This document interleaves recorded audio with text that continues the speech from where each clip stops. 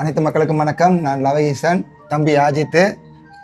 தம்பி என் கூட வந்து பல காலமாக வேலை செஞ்சுட்டு இருக்காரு. இந்த வேலை அந்த வேலை அப்படின்லாம் இல்லை, எல்லா வேலையும் செய்யக்கூடிய ஒரு சிறந்த தம்பி.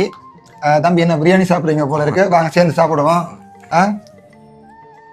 இப்போ வந்து இந்த பிரியாணி அண்ணன் எடுத்துக்கிறேன், நீங்கள் வந்து இந்த தொப்பியை மாட்டுங்க.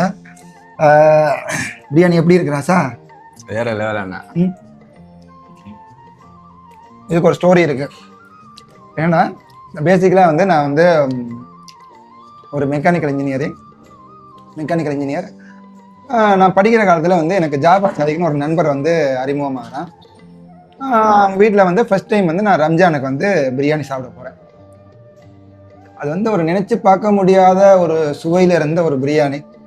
அவங்க வீட்டில் வந்து ஒரு மொத்தம் வந்து 7 பெண் சகோதரங்கள், 4 ஆண் சகோதரங்கள். என்னை வந்து தத்தெடுத்துட்டாங்க. வீட்டில் மொத்தம் 12 பேர் ஆயிட்டாங்க. என் தாய், என் ஃப்ரெண்டோட அம்மா. அந்த கையில் இருந்த ரெசிபி அது இப்படி இந்த கைக்கு வந்துருச்சு.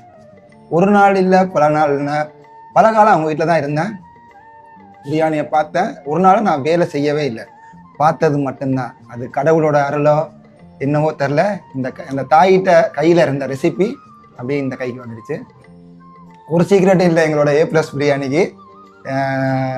இவ்வளவு தான். எல்லா புகழும் இறைவனுக்கு. அதே மாதிரி ஜமாத் தோழர்கள், தம்பியை கொஞ்சம் கவனிங்க. தம்பி பயங்கரமாக வேலை செய்கிறாரு.